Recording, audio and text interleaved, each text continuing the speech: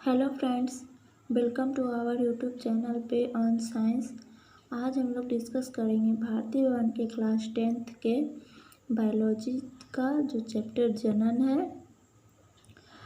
तो चलिए फ्रेंड्स, हम लोग अपना वीडियो शुरू करते हैं। और वीडियो शुरू करने से पहले जो लोग बिना सब्सक्राइब के वीडियो देख रहे हैं वो प्लीज़ हमारा चैनल को सब्सक्राइब कर लें, ताकि और आगे भी इसी तरह के वीडियो हम और भी अपलोड करें। तो चलिए इसको हम लोग शुरू करते हैं। पहला क्वेश्चन है, इनमें कौन अलैंगिक जनन की विधि है? तो अलैंगिक जनन की विधि पूछ रहा है, तो विखंडन, मुकुलन और बीजाणु जनन। तो यहाँ पे तीनों हो जाएगा अलैंगिक जनन की विधि। तो यहाँ पे घ ऑप्शन राइट हो जाएगा। क्वेश्चन नंबर 2 देखते हैं, किस प्रकार के जनन में जनक के शरीर से कलिका निकलती है? तो जनक के शरीर मतलब कि जो जिससे दूसरे पौधे का निर्माण होगा उससे कलिका निकलती है। तो ऐसा मुकुलन में होता है। यहाँ देखिए मुकुलन, यहाँ पर हाइड्रा में मुकुलन प्रक्रिया में विभिन्न चरण। ये पहला फिगर जो दिया गया है यहाँ पर, ये जनक है, यानी कि मदर प्लांट कह सकते हैं, या इससे नए पौधा का उत्पत्ति होगा। यहाँ पे कलिका निकल रहा है, यहाँ पे वृद्धि हो रहा है और यहाँ पे वृद्धि कर चुका है और ये टूट के अलग हो गया है। इसी के समान यहाँ पे एक नया पौधा का निर्माण हो गया, जो कि वृद्धि करके इसी के जैसा, और फिर इसमें से फिर मुकुलन होके फिर नया पौधा का निर्माण करेगा। तो ये हाइड्रा में होता है। क्वेश्चन नंबर 3 है, पराग कोश में पाए जाते हैं। तो पराग कोश में हमेशा परागकण पाए जाते हैं। क्वेश्चन नंबर 4 है, स्त्री केसर के आधारीय भाग को कहते हैं। तो जो आधारीय भाग होगा अंडाशय कहलाएगा। यहाँ पे फिगर में दिखाया गया है, ये जो भाग होता है यहाँ पे आधारीय भाग, यही अंडाशय है। यहाँ पे ऐसे करके डॉट डॉट से दिखाया गया है, ये आधारीय भाग है, इसको हम लोग अंडाशय कहेंगे। क्वेश्चन नंबर 5 है, पुंकेसर के अग्रभाग को कहते हैं। तो पुंकेसर के अग्रभाग को पराग कोश कहते हैं। क्वेश्चन नंबर 6 है, निषेचन की क्रिया किस जीव में मुख्यतः होती है? तो निषेचन की क्रिया जो है पुष्पी पादप एवं जंतुओं में होती है। क्वेश्चन नंबर 7 है, निषेचन के फलस्वरूप अंडाशय की दीवारें बनती है, अंडाशय की दीवारें बनाती है। तो अंडाशय की दीवारें जो हैं फल का निर्माण करती हैं। बीजांड की दीवारें मोटी होकर बनाती है। तो बीजांड की जो दीवारें हैं वो मोटी होकर बीजावरण बनाएगी, जिसे हम लोग छिलका कहते हैं। क्वेश्चन नंबर 9 है, निम्नलिखित में कौन सा भाग केवल पुरुष जननांग में पाया जाता है? तो पुरुष जननांग में सिर्फ ये जो यहाँ जितना ऑप्शन दिया गया है, इसमें जो शुक्र वाहिका है ये जो है पुरुष जननांग में पाया जाएगा। क्वेश्चन नंबर 10 है, नर युग्मक तथा मादा युग्मक के संयोजन से बनता है। तो जब नर युग्मक और मादा युग्मक मिलेंगे तो जायगोट बनेगा। यहाँ पे अंडाणु जो है सिर्फ मादा युग्मक का भाग है, शुक्राणु जो है सिर्फ नर युग्मक का भाग है, वीर्य भी नर युग्मक का भाग है। तो हम लोग का ऑप्शन नंबर क सही हो जाएगा। क्वेश्चन नंबर 11 है, स्त्रियों के मासिक चक्र में एक परिपक्व अंडाणु किस दिन अंडाशय से बाहर निकलता है? तो यहाँ पे ख राइट ऑप्शन हो जाएगा, 14वें दिन। क्वेश्चन नंबर 12, निम्नलिखित में कौन लैंगिक जनन संचारित रोग है? मतलब नहीं है, क्वेश्चन में नहीं लिखा हुआ है। तो 3 ऑप्शन जो है, एड्स भी है, गोनोरिया है और सिफिलिस है। टाइफाइड जो है लैंगिक जनन संचारित रोग नहीं है, इसलिए ऑप्शन नंबर घ सही हो जाएगा। अब चलिए हम लोग रिक्त स्थानों की पूर्ति करे भी फटाफट देख लेते हैं। पहला क्वेश्चन है, जनन द्वारा जीव अपनी जातियों का परिरक्षण करते हैं। यहाँ पे रिक्त स्थान में परिरक्षण भरा जाएगा। क्वेश्चन नंबर 2 है, अलैंगिक जनन से उत्पन्न होने वाली संतानें जनकों के समान होती है। क्वेश्चन नंबर 3 है मलेरिया परजीवी में सामान्यतः बहुखंडन द्वारा जनन होता है। क्वेश्चन नंबर 4 है बीजाणु का निर्माण बीजाणुधानी में होता है। क्वेश्चन नंबर 5 है लैंगिक जनन में नर युग्मक और मादा युग्मक का संगलन होता है। क्वेश्चन नंबर 6 है शुक्राणु एवं अंडाणु के संगलन को निषेचन कहा जाता है, मतलब कि दोनों जब मिलेंगे तो निषेचन होगा जिससे कि जायगोट बनता है। क्वेश्चन नंबर 7 है पुष्प के विभिन्न पुष्पीय भाग पुष्पासन के ऊपर चक्र में व्यवस्थित रहते हैं। क्वेश्चन नंबर 8 है पराग कणों का पराग कोश से वर्तिकाग्र तक पहुंचने को परागन कहते हैं। क्वेश्चन नंबर 9 है पुरुष में पुरस्थ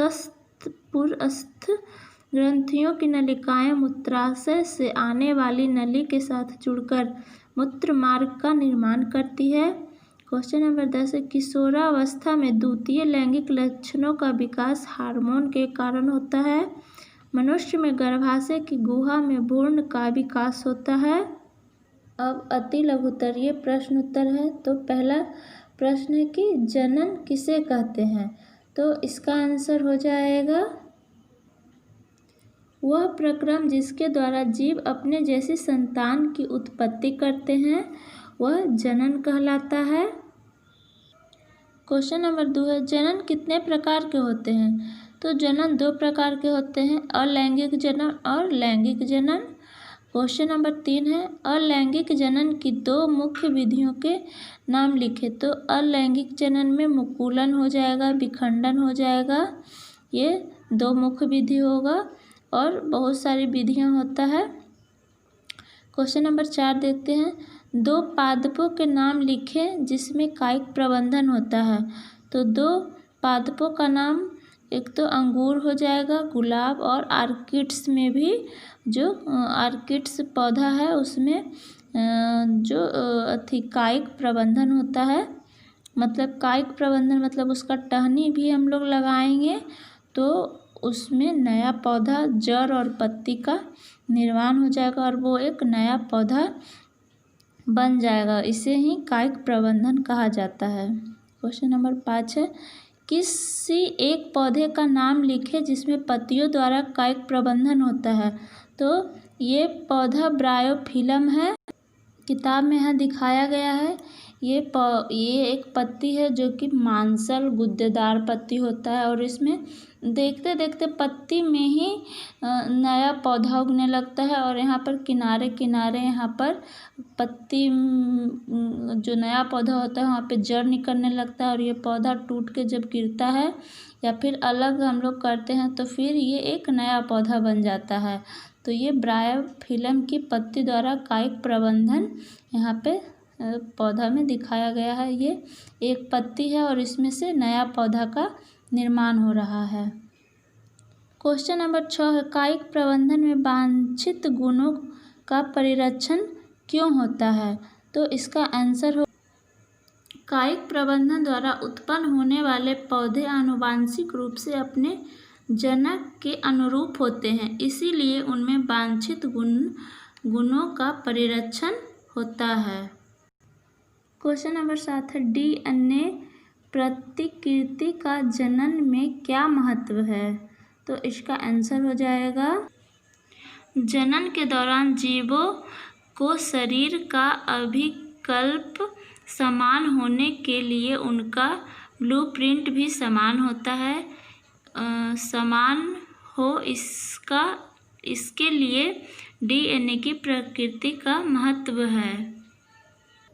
क्वेश्चन नंबर 8 है जीवों में होने वाली विभिन्नता का क्या लाभ है, तो इसका आंसर हो जाएगा जो जीवों में होने वाली विभिन्नता है उनके प्रजाति को उत्तरजीविता के लिए एवं जैव विकास के लिए महत्वपूर्ण या लाभदायक है।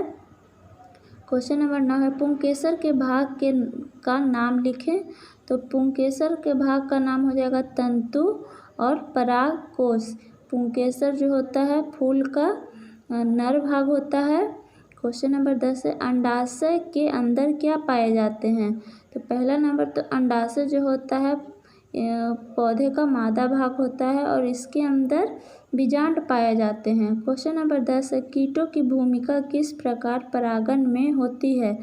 तो किस प्रकार के परागण में होती है? तो कीटों की भूमिका जो है पर परागण में होती है।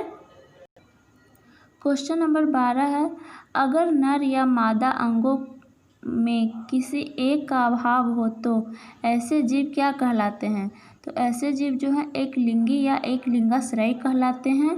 क्वेश्चन नंबर 13 है, दो ऐसे जंतुओं के नाम लिखे जिनमें अलैंगिक प्रजनन होता है। तो दो ऐसे जंतु हैं जिनका नाम है अमीबा और पैरामीशियम। क्वेश्चन नंबर 14 है, पुरुष में वृषण त्वचा की बनी जिस थैली जैसी रचना में स्थित होते हैं वह क्या कहलाती है? तो ये वृषण कोश या स्क्रोटम कहलाती है इंग्लिश में। क्वेश्चन नंबर 15 है, अंडाणुओं का अंडाशय से बाहर निकलने की प्रक्रिया क्या कहलाती है? तो ये अंडोत्सर्ग कहलाती है, इसका अंग्रेजी ओव्यूलेशन होता है। क्वेश्चन नंबर 16 है, मनुष्य में अंडाणुओं का शुक्राणुओं द्वारा निषेचन स्त्री के किस जननांग में होता है? तो ये जो है फैलोपियन ट्यूब में होता है। यहाँ पे ये फैलोपियन नलिका अंडवाहिनी है, यहीं पे जो है स्त्री में जो है निषेचन होता है। इसका डिटेल 12th क्लास में पढ़ना है, तो अभी हम लोग शॉर्ट में ही चलेंगे। क्वेश्चन नंबर 17, स्त्रियों में यौवनारंभ या प्यूबर्टी सामान्यतः किस आयु में होती है? तो ये जो है 10 से 12 वर्ष में हो जाती है। क्वेश्चन नंबर 18, स्त्रियों में लैंगिक चक्र कितने दिनों में पूरा होता है? तो ये 28 दिनों में पूरा होता है। क्वेश्चन नंबर 19 है, कॉर्पस ल्यूटियम से स्रावित होने वाला हार्मोन क्या कहलाता है? तो ये जो है प्रोजेस्टेरोन हार्मोन कहलाता है। क्वेश्चन नंबर 20 है, किन्हीं दो यांत्रिक विधियों के नाम लिखे जो जनसंख्या नियंत्रण में सहायक हो? तो जनसंख्या नियंत्रण में सहायक कॉन्डम और कॉपर टी। कॉन्डम जो है पुरुष के लिए और कॉपर टी जो है महिला के गर्भाशय में स्थित किया जाता है। क्वेश्चन नंबर 21 है, बैक्टीरिया के द्वारा होने वाले दो लैंगिक जनन संचारित रोगों के नाम लिखें।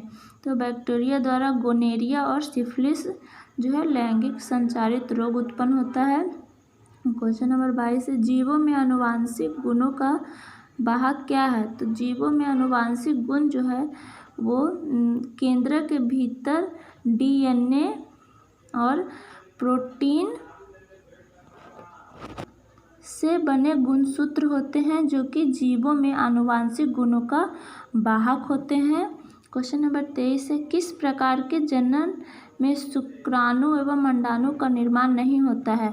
तो अलैंगिक जनन में ऐसा नहीं होता है। क्वेश्चन नंबर 24 देखते हैं, पुट्टी या सिस्ट का निर्माण किस प्रकार के विभाजन में होता है? तो ये बहुखंडन या बहुविभाजन में होता है। क्वेश्चन नंबर 25 है, प्लेनेरिया में जनन मुख्यतः किस विधि से होता है? तो इसमें अपखंडन या पुनर्जनन होता है। कवकों में अलैंगिक जनन की मुख्य विधि क्या है? तो कवकों में अलैंगिक जनन की मुख्य विधि अलैंगिक जनन है, जिसमें कि बीजाणु जनन जो है मुख्य विधि होता है। क्वेश्चन नंबर 27 है, उत्तक संवर्धन किस प्रकार के जनक का उदाहरण होता है? इसमें जो है बीजाणु जनन हो जाएगा। क्वेश्चन नंबर 27 है, उत्तक संवर्धन किस प्रकार के जनन का उदाहरण है? तो उत्तक संवर्धन जो होता है पौधे में होता है कायिक प्रबंधन, और उत्तक संवर्धन होता है जो कि उत्तक संवर्धन होता है और जनन इस विधि से जनन होता है पौधे में। उत्तक संवर्धन के द्वारा नए पौधे का निर्माण किया जाता है। क्वेश्चन नंबर 28 है, पुरुष का सबसे प्रमुख जनन अंग क्या है?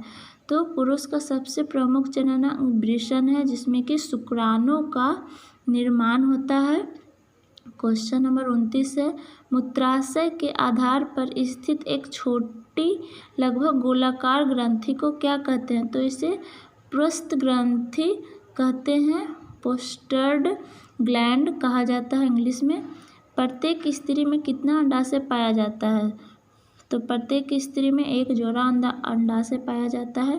अंडाणु किस नलिका के द्वारा गर्भाशय में पहुँचते हैं? तो अंडाणु जो है फैलोपियन ट्यूब के द्वारा गर्भाशय में पहुँचते हैं। गर्भाशय के निचले सर्करे भाग को क्या कहा जाता है? तो इसे ग्रीवा या इंग्लिश में सर्विक्स कहा जाता है। क्वेश्चन नंबर 33 है, कॉर्पस ल्यूटियम किस प्रकार की ग्रंथि है? तो यह एक अंतःस्रावी ग्रंथि है। प्रोजेस्टेरॉन हार्मोन कहाँ से स्रावित होता है? तो ये भी जो है प्रोजेस्टेरॉन हार्मोन जो है स्त्रियों में अंतःस्रावी ग्रंथि है और अंतःस्रावी ग्रंथि से स्रावित होता है। क्वेश्चन नंबर 37 है, स्त्रियों में मूत्र जनन नलिकाओं में एक प्रकार के प्रोटोजोआ से होने वाला संक्रमण को क्या कहते हैं? तो इसे ट्राइकोमोनीमिस कहा जाता है, जो कि एक प्रकार का संक्रमण प्रोटोजोआ से होता है। तो इस चैप्टर का अति लघु उत्तरीय क्वेश्चन यहीं तक था, 35 तक। उम्मीद करते हैं कि वीडियो आप सबको अच्छा लगा होगा। अगर अच्छा लगा होगा तो वीडियो को लाइक करिएगा, अपने फ्रेंड के साथ शेयर करिएगा और इस चैनल को ज़रूर से ज़रूर सब्सक्राइब करिएगा। मिलते हैं एक नए से अच्छे से नेक्स्ट वीडियो में, जो कि अगला चैप्टर का होगा। तब तक के लिए बाय, टेक केयर।